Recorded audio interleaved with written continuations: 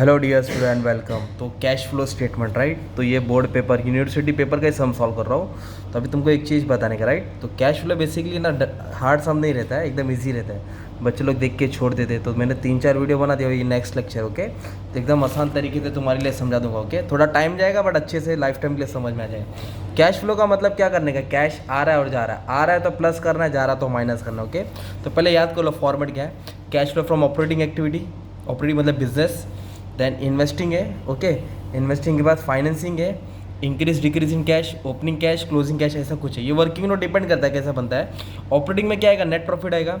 जो भी non cash item है उसको यहाँ एडजस्ट करेंगे, मतलब एडजस्टमेंट का दूसरा pack. Working capital, debtor, creditor, bill receiver, bills payable, income tax paid. मतलब कैसा है ना, करते करते आएगा। अभी एक ही 2 मिनट में थोड़ी आएगा, थोड़ा टाइम देगा तो आ जाएगा, राइट।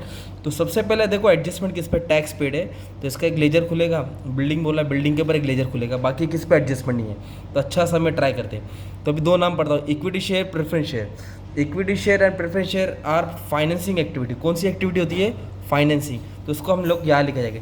ये रेड कलर का दिख रहा है, ये मेन फॉर्मूला है। एसेट्स बढ़ा या कर्जा कम हुआ माइनस करेंगे, एसेट्स कम हुआ या कर्जा बढ़ गया तो ऐड करेंगे। ये 21 से 22 मतलब ये ओपनिंग बैलेंस है या क्लोजिंग बैलेंस है। कभी कभी क्वेश्चन आगे पीछे भी आता है, ठीक है। तो इक्विटी शेयर कौन सी एक्टिविटी है, फाइनेंसिंग है। पहले देखो कितना था, 1 लाख था, अब कितना हो गया, 1.5 लाख हो गया। तो कर्जा बढ़ रहा है, लाइबिलिटीज 1 लाख से 1.5 लाख, कर्जा बढ़ रहा है तो क्या होगा, ऐड होएगा ना। मतलब 1 लाख से 50,000, मतलब 50,000 हमारे पास एक्स्ट्रा आ रहा है। तो इसको बोलेंगे इश्यू ऑफ शेयर। क्या बोलेंगे, issue of equity share. Shares बेचा उन्होंने, कितना शेयर्स बेचा मालूम है। इन दोनों को माइनस करेंगे, 50,000। क्या कह रहे, माइनस करके कितना आंसर आया, 50,000, ओके। अभी एक सवाल ये है कि इसको प्लस में लिखा जाएगा कि माइनस में लिखा जाएगा। तो कर्जा बढ़ रहा है ना, लाइबिलिटीज बढ़ रही है तो कर्जा बढ़ रहा है तो ऐड में आएगा ना यार, इसलिए ऐड में लिखा। और लॉजिक भी लगाएंगे, शेयर बेचेगा तो पैसा आता है ना यार, ठीक है। अब इधर क्या दिया है, उल्टा दिया। देखो कर्जा क्या हो गया, 75 से 50 हो गया तो कर्जा कम हो रहा है, लाइबिलिटीज कम हो रहा है ना। तो प्रेफरेंस शेयर्स कम हुआ, उसको बोलेंगे रिडम्पशन, मतलब रिटर्न किया पैसा। Redemption of preference shares, redemption of preference shares. कितना कर्जा, मतलब कर्जा कम हो गया, दोनों को माइनस करेंगे, 25,000। 25,000 आया। और कर्जा कम होता माइनस होगा, क्योंकि कर्जा कम हुआ मतलब पेमेंट किया है तो माइनस में लिखेंगे ना। माइनस मतलब ब्रैकेट, माइनस मतलब ब्रैकेट। तो सबसे पहले सम सॉल्व करने से पहले नेट प्रॉफिट लिखने का, ओके। मैंने वो नहीं लिखा, तो बेसिक से स्टार्ट कर दो। तो नेट प्रॉफिट मतलब ये प्रॉफिट एंड लॉस होगा। तो इन दोनों को माइनस करो, करंट ईयर से लास्ट ईयर का माइनस करो। 41 माइनस 18, तो 41,000 माइनस 18,000, ठीक है। जो भी माइनस करके आएगा वो अमाउंट तुम्हारा मेन हीरो रहेगा, ठीक है। 41 माइनस 18, ये 23,000 है। सबसे पहले किसको सॉल्व करने का, नेट प्रॉफिट को सॉल्व करने का। फिर उसके बाद है ना अपने को क्या करना पड़ेगा मालूम है, ओपनिंग कैश, क्लोजिंग कैश। तो क्लोजिंग कैश देखो, क्लोजिंग दिया है 59, कितना दिया है, और ओपनिंग कितना दिया है 20। तो इधर लिखेंगे क्लोजिंग में 59,000 और opening cash that is 20,000, okay. 20,000 इसमें से ये क्या कर देंगे, माइनस कर देंगे, राइट। तो 59,000 माइनस क्लोजिंग माइनस ओपनिंग, नीचे वाले को ऊपर वाले से माइनस करेंगे तो 39,000 है, राइट। तो आंसर प्लस में आया तो इधर लिखेंगे इंक्रीज इन कैश। क्या लिखेंगे, इंक्रीज इन कैश। क्या किया हमने, इसको इससे क्या किया, माइनस किया। अगर मान लो आंसर ये 59 और ये 70 होता तो आंसर माइनस में आता, तो ब्रैकेट में डालते और इधर लिखते डिक्रीज इन कैश। क्या लिखते इधर, डिक्रीज इन कैश। अभी एक चीज़ बताने का है, इसको मैं से लाइन मार देता हूँ। अब इसको सॉल्व करके अपना आंसर यही आना चाहिए 39, मतलब अपने राइट किया रहेगा। तो अभी जर्नी थोड़ी लंबी है, ओके, वी विल ट्राई। तो अभी सबसे पहले क्या किया अपने, ये लाइबिलिटीज में से ये 2 को सॉल्व किया। ये दोनों कौन सी एक्टिविटी है, फाइनेंसिंग, फाइनेंसिंग, राइट। तो इन्वेस्टिंग में क्या आएगा, land building, plant and machinery, furniture, वो सब आएगा, ठीक है।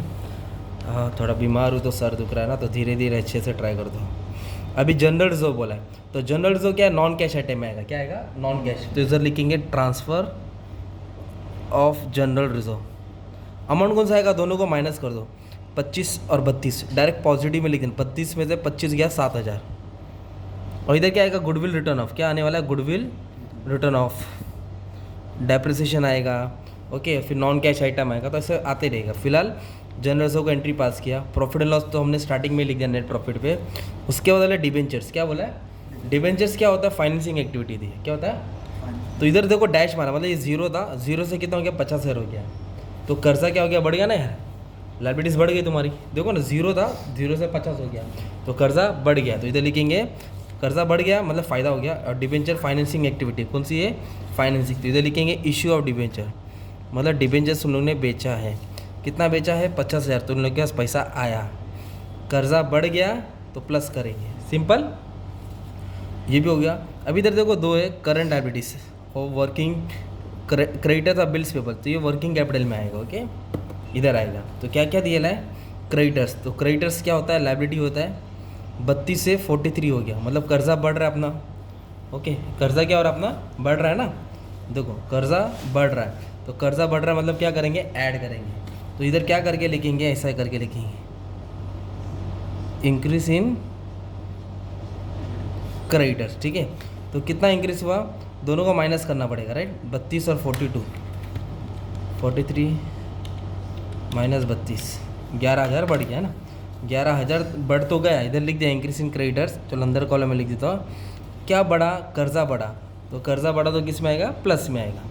उसके बाद बोला बिल्स में 21 से 19 हो गया, तो कर्जा कम हो रहा है, तो कर्जा कम हो रहा है मतलब माइनस में आएगा, वो भी इधर ही आएगा। इधर ऐसे लिखेंगे डिक्रीज इन बिल्स पेपर, तो कितना कम हो गया? 2,000, तो कर्जा कम हो गया आपका। कर्जा कम हो गया मतलब माइनस, ब्रैकेट में आएगा, सिंपल। अभी प्रोविजन व टैक्स अभी एंट्री मत पास करो, क्योंकि इस पर एक एडजस्टमेंट दिया है, तो अभी अपने को इसको सॉल्व करना पड़ेगा, बहुत भारी वाला एडजस्टमेंट। लेजर खोल के सॉल्व करेंगे, तो रुक जाओ। तो ये ऐसा सम सॉल्व करना है, तो पहले जो है वो करेंगे। और लैंड एंड बिल्डिंग पे भी एडजस्टमेंट है, तो होल्ड करो। ओके, अभी मशीनरी पे एडजस्टमेंट नहीं है, तो मशीन कितना है? 90,000 है। मशीन फिक्स एसेट होता है। ओके, और अब इसकी वैल्यू 80 हो गई, तो एसेट्स की वैल्यू कम हो गई ना, ये इन्वेस्टिंग एक्टिविटी। ठीक है, एसेट्स की वैल्यू कम होती है तो उसको डेप्रिसिएशन बोलते हैं। क्या बोलते हैं? बेचा नहीं है। ठीक है, वैल्यू बढ़ गई तो खरीदा रहेगा, पर कम हो गया तो डेप्रिसिएशन हो गया। तो 90 में से 80 गया तो 10,000, तो इधर लिखेंगे depreciation on plant and machinery.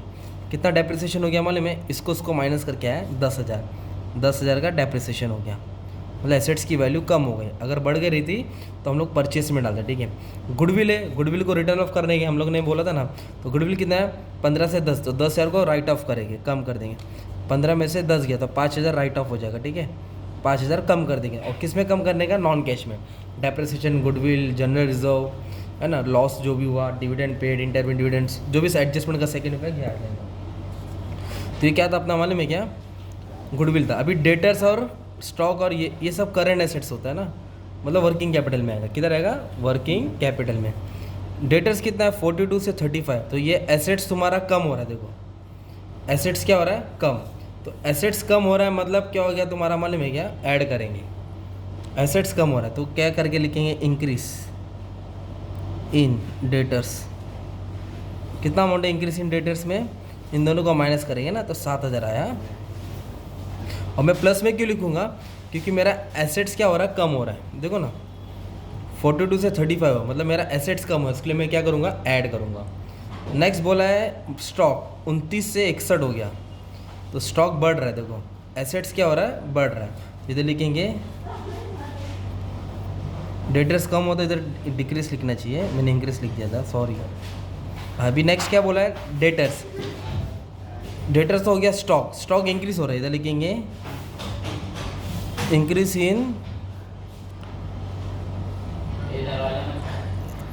In stock, sorry. तो स्टॉक बढ़ गया मतलब अपना एसेट्स बढ़ रहा है, एसेट बढ़ रहा तो किस में आएगा? माइनस में आएगा। तो इसको सॉल्व करेंगे। 61,000 माइनस 29, 32,000। इसको रीड किया मैंने, एसेट्स बढ़ गया तो ब्रैकेट मतलब माइनस, है ना। और उसके बाद बोला है बिल रिसीवेबल, 13 से 16 हो गया, तो एसेट्स बढ़ रहा है, इधर लिखेंगे इंक्रीज इन बिल रिसीवेबल। कितना बढ़ गया? 3,000। इधर आ जाने का ना, एसेट्स बढ़ रहा है ना यार, तो एसेट्स बढ़ रहा है तो किस में आएगा? माइनस में आएगा। ठीक है, तो ये हो गया इधर कैश को तो इधर ही सॉल्व कर दिया, राइट तुमने। अभी बचा क्या? अपन ने किसको नहीं लिया? टैक्स को नहीं लिया और बिल्डिंग को नहीं लिया, क्योंकि इस पर एडजस्टमेंट था ना, तो एडजस्टमेंट वाला भी सॉल्व करता हूँ। अभी इधर क्या बोला है? पहले सिंपल वाला करता हूँ। 10,000 डिविडेंड पे किया है, तो डिविडेंड फाइनेंसिंग एक्टिविटी, कौन सी एक्टिविटी है?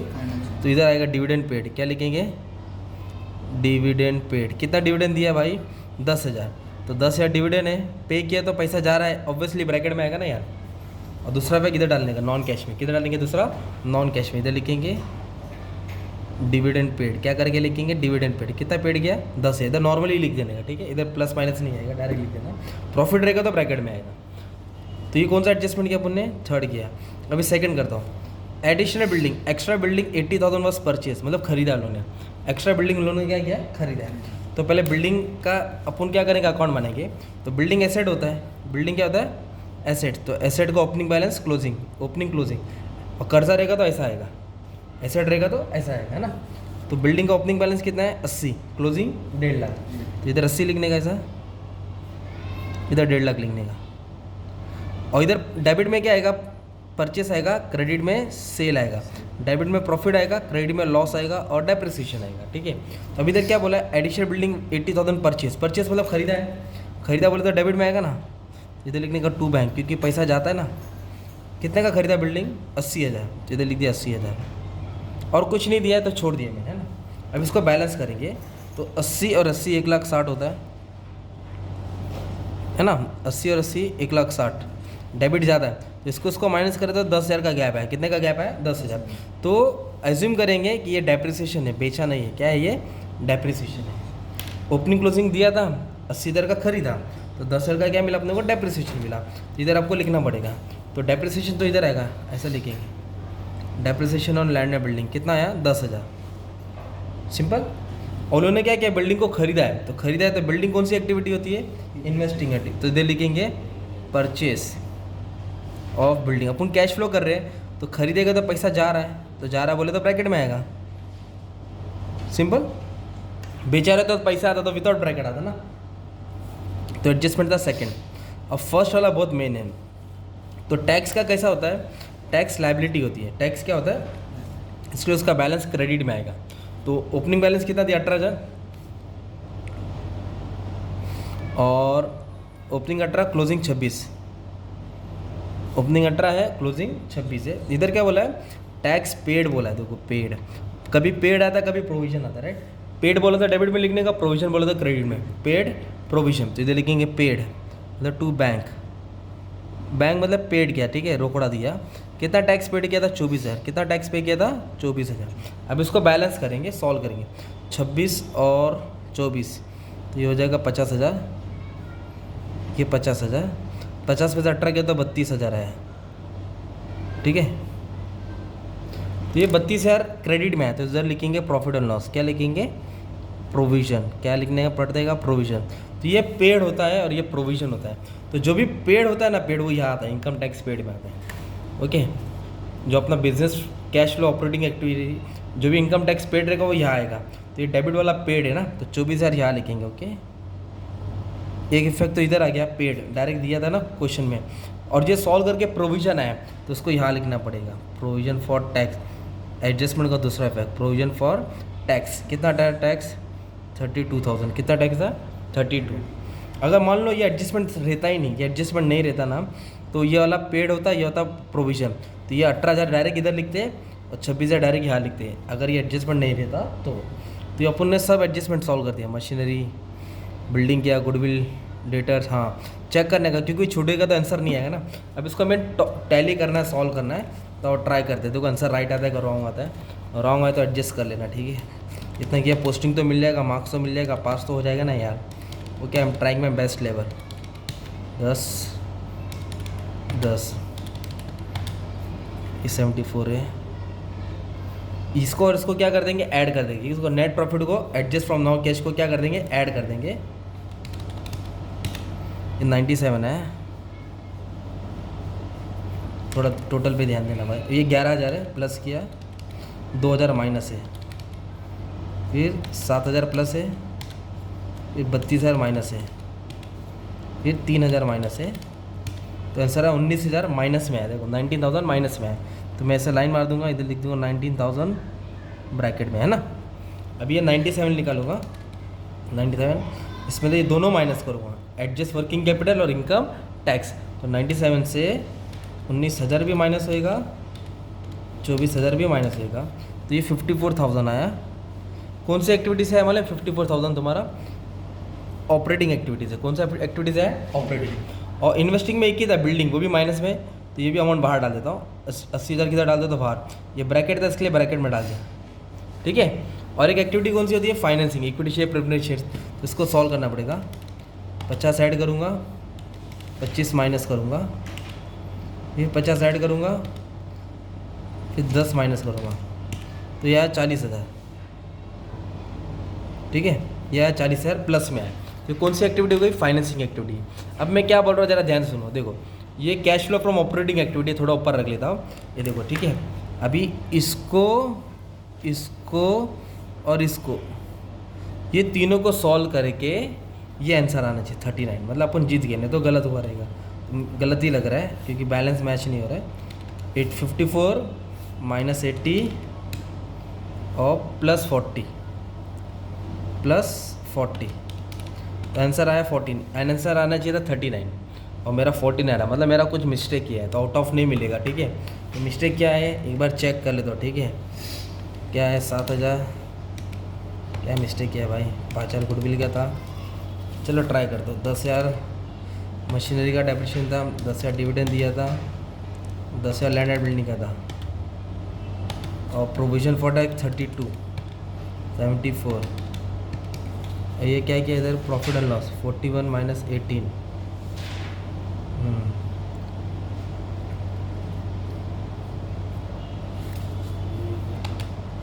97, ओके, ये हो गया। 11,000 था, माइनस 2,000, प्लस 7,000, माइनस 32, माइनस 3, 19, 97 में से 19 भी माइनस होएगा, 24 भी माइनस होएगा, तो 54 आएगा। और बिल्डिंग खरीदा तो 80,000 का था, तो डेबिट में ही बराबर है।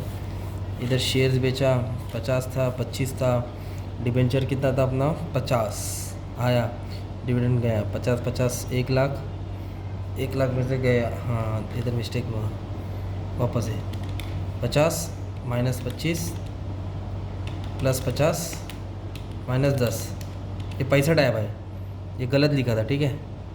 अब आना चाहिए, अब वापस है, ये 54 प्लस में है। 54 कौन सी एक्टिविटी है, ऑपरेटिंग एक्टिविटी, कौन सी है, ऑपरेटिंग। और 80,000 माइनस में इन्वेस्टिंग, और 65,000 प्लस में फाइनेंसिंग। आ गया ना 39 भाई, जीत गया अपन, ओके। अब मिलेगा पूरा मार्क्स, ओके।